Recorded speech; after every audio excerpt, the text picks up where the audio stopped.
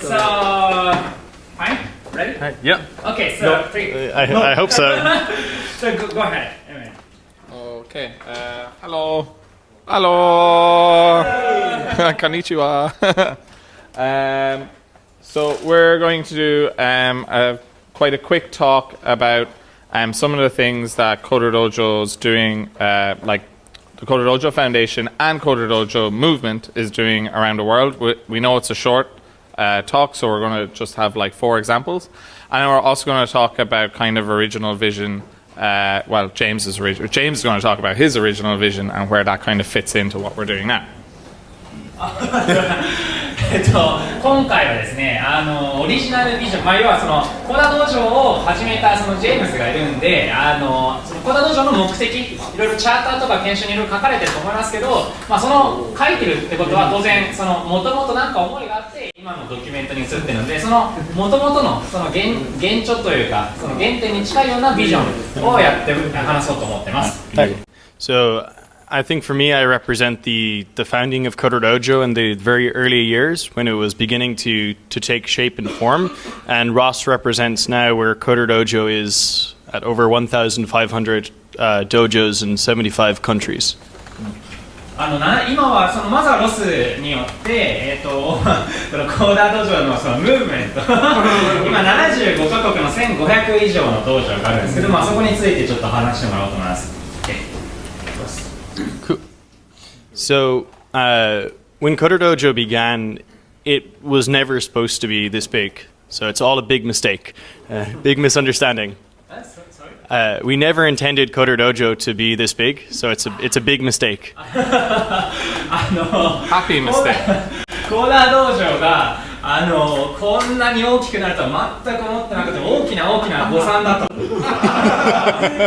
Yeah. Misunderstanding. Yeah. I might not be funny, so we can just blame him. Yeah, blame Yoe. いや、なんか僕がちゃんとジョーク言えるようになったってい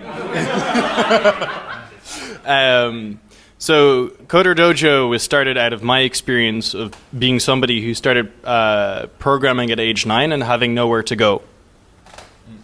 And then when as soon as we put down some principles about how we thought that it should be taught, that it should be free and open source, we just intended to have one dojo, but quickly other people appreciated the model and wanted to spread it.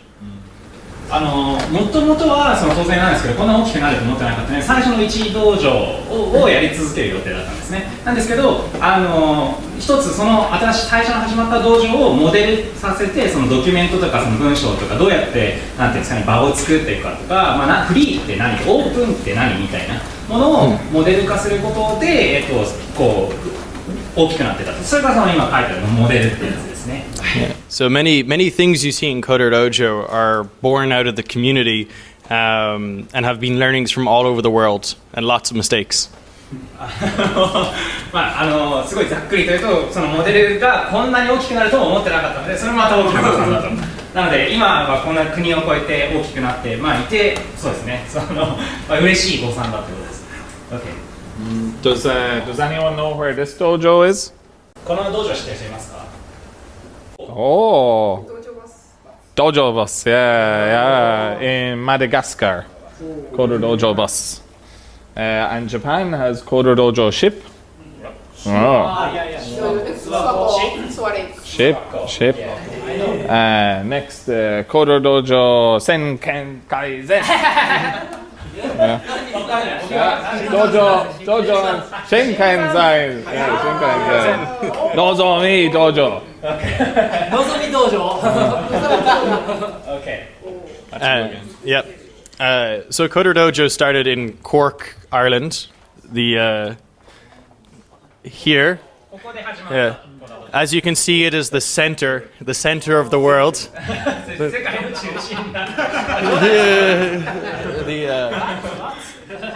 So very quickly, CoderDojo spread up to Ireland, and then to London. I must give credit, it was my sister who started the first international one in London. In London? Yeah, and then over to San Francisco, and then everywhere. アイルランドコークっていうところのアイルランドのところで始まって、その後そのイギリスのロンドンに移ったと。でイギリスのロンドンのコードを始めたのはそのジェームスのお姉さん、オーダーシスター。Yes. なのでお姉さんですね。でその後、サンフランシスコシリコンバレーですね、でコーダー道場が始まって、その後はもうなんかよくわかんないけどすごい世界中で一気に始まったと。で実際ちょっとこれは僕の補足ですけど、僕らがコーダー道場を知ったのは、シリコンバレーでやったことがきっかけでしたので、なのでこうそうですね、なんでそれ見て。So as it grew through more countries, we had to implement more scalable models, creating more guides, more documentation, not updating one WordPress page with all the dojos. なので、なのでそのシリコンバレーからその今世界中に広がった時に、もう必要に応じてそのガイドとかウィキですねとか型みたいなやつとか、そのドキュメントとかいろんなものをさらにもっと整備して、その時にこうワードプレス使ってたんだけども、なんかよく落ちたりこうアクセスがしなかったり、いろんなことが起こった。So the feeling with CoderDojo was there will be mentors with all different types of skills and expertise. So one of the most powerful things we can do is create the environment, and then each dojo have its own identity in the skills and tools that they teach. And we've seen this also with dojos becoming more and more unique with their logos, with everything. Another important thing to us was not just to teach how to become programmers, but focus on teamwork, on kids teaching each other, learning how to problem solve and find answers on the internet and teach themselves, which was equally important. And ultimately the vision was we wouldn't just produce a generation of programmers or technology entrepreneurs, but people who would go into farming, into civil service, into medicine or law, and take this skills and new way of looking at problems. Not only programmers. Not only programmers, but really the way that you create massive change in the world. Have doctors who are programmers, have, yeah. Tons of information. Yeah, don't worry, I'll take a seat.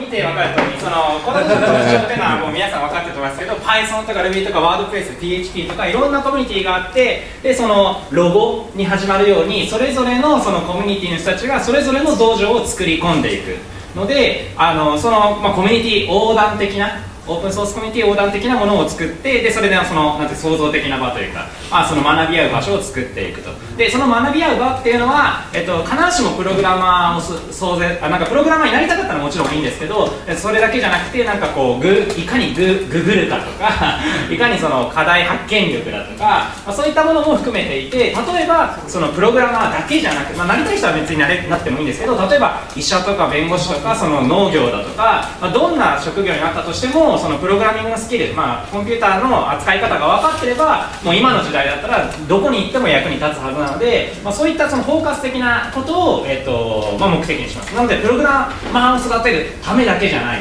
というところを強調しました。Okay. There we go. What he said. Yeah. And yeah, but most importantly, so long as young people are learning and having fun, then it's successful. なのであともう一つその大事なポイントっていうのはその楽しめることですね。今日僕は何回かファンとか言ってましたけど、そのこういう場とかコードドジョそのものが楽しい場所になることがすごく大事です。So there was a few problems that we felt that CoderDojo was solving. There was the problem from my perspective where I was very passionate about programming but had nowhere to learn or to make friends interested in it. There was the economic problem of that digital skills are critically important for us to progress as society in all fields. And then also the problem that increasingly phones and devices and systems are becoming more locked down and people are only learning how to use them rather than create on them. ちょっと難しい。でもすごい今ある問題のその最初のモデルの話しましたけど、そのジェームスの、最初考えたこととしては、今これから今後コンピューターを使うスキルというのはもっともっとどんなさっきの農業とか医者とかありましたけど、どんなところでも役に立つのに対してそれが、学べる場所っていうのが機会というのが限られていた。そのお金払える人とか、なんかその地域によって変わったりだとか、そういったものをその解決するための、一つのその、アプローチとしてコーダー道場っていうのを、使ってっていうのが、最初のその原型とあるその目的の中に入ってたということです。はい